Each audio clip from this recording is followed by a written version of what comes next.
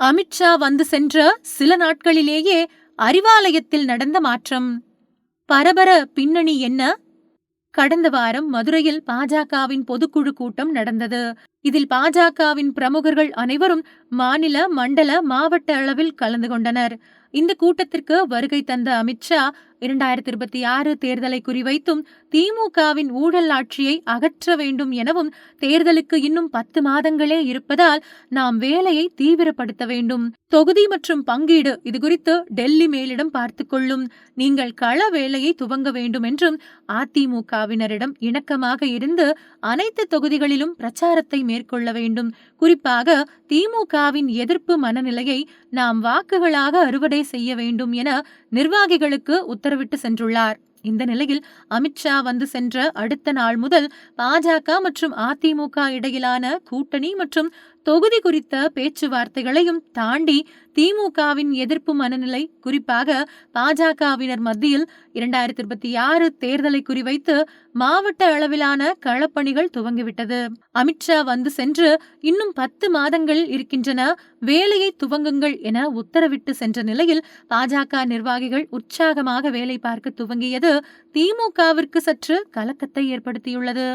ஏனெனில் 2026 மீண்டும் நாம் ஆட்சியை பிடிக்க வேண்டும்.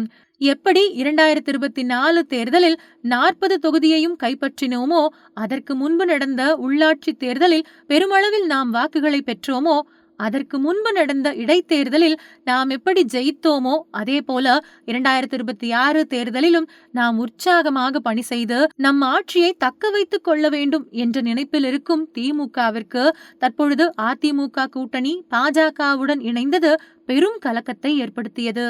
அது மட்டுமில்லாமல் அதிமுக பாஜக கூட்டணி இணையாது என்று கணக்கு போட்டு வந்த அறிவாலயத்திற்கு தற்பொழுது அதிமுக பாஜக கூட்டணி இணைந்தது அதிர்ச்சியை மட்டுமல்ல, அடுத்து என்ன செய்ய வேண்டும் என பல குழப்பத்தையும் ஏற்படுத்தியதாக சில அறிவாலய வட்டார விவரங்கள் தெரிவிக்கின்றன.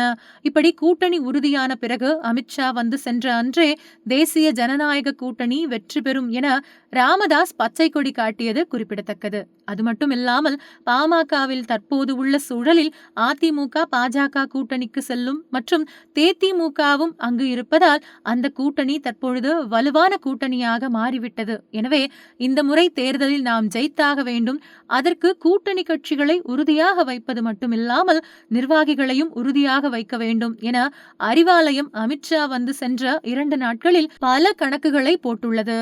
ஏற்கனவே ஒவ்வொரு மாவட்டத்திலும் ஆலோசனை கூட்டத்தை நடத்தி தேர்தல் பணிகளை முடுக்கிவிட்டுள்ளது. மேலும் திமுக அணியில் காங்கிரஸ், விடுதலை சிறுத்தைகள், கம்யூனிஸ்ட், மதிமுக, மநீம, முஸ்லிம் லீக் உள்ளிட்ட கட்சிகள் இடம் பிடித்துள்ளது. எனவே இந்த கூட்டணி சிதறாமல் 2026 ஆண்டு சட்டமன்ற தேர்தல் வரை கொண்டு செல்லும் வகையில் பணிகளை மேற்கொண்டு வருகிறது. இதற்காக கூட்டணி கட்சிகளோடு அவ்வப்போது பேச்சுவார்த்தையும் நடத்தி வருகிறது. இது மட்டுமில்லாமல் தமிழகத்தில் 8 மண்டலங்களுக்கும் தனித்தனி நிர்வாகிகளை நியமித்துள்ளது. மேலும் திமுக தலைவரும் முதலமைச்சர் ஸ்டாலினும் இன்று முதல் திமுக நிர்வாகிகளோடு 1-to-1 மீட்டிங் நடத்தவுள்ளார். இந்த கூட்டத்தில் கட்சியின் செயல்பாடு, நிர்வாகிகள் செயல்பாடு, தொகுதி நிலவரம், மக்கள் மனநிலை உள்ளிட்ட பல்வேறு தகவல்களை கேட்க உள்ளார். மேலும் தொகுதியில் யாருக்கு செல்வாக்கு அதிகம், கூட்டணி கட்சியினர் செயல்பாடு தொடர்பாகவும், யாரை எந்த கட்சியை சேர்ந்தவர்களுக்கு தேர்தலில் போட்டியிட வாய்ப்பு வழங்கலாம் எனவும் ஆலோசிக்க உள்ளதாக தகவல் கூறப்படுகின்றது. எனவே இன்று நடைபெறும் கூட்டத்தின் போது கிளை கழகம் முதல் மாநில நிர்வாகம் வரை உள்ள பிரச்சனைகளை கேட்டு சரி செய்து கொள்ள திமுகவிற்கு வாய்ப்பாக அமைந்துள்ளதாகவே பார்க்கப்படுகின்றது. நிர்வாகிகள் அனைவரும் ஏதேனும் அதிருப்தி இருந்தால் அதனை காட்டிக் கொள்ளாமல் வேலையை பார்க்க வேண்டும். இன்னும் 10 மாதங்கள் உள்ள நிலையில் நம் எதிர்க்கட்சியினர் கூட்டணி அமைத்து நம்மை வீழ்த்த தயாராகிவிட்டனர், அவர்களுக்கு நாம் இடம் கொடுக்க கூடாது என முதல்வர் திமுக நிர்வாகிகளிடம் பேச உள்ளதாகவும், அவர்களை 2026 தேர்தல் வேலையை பார்க்க கேட்டுக்கொள்வதாகவும் அறிவாலய வட்டார தகவல்கள் தெரிவிக்கின்றன.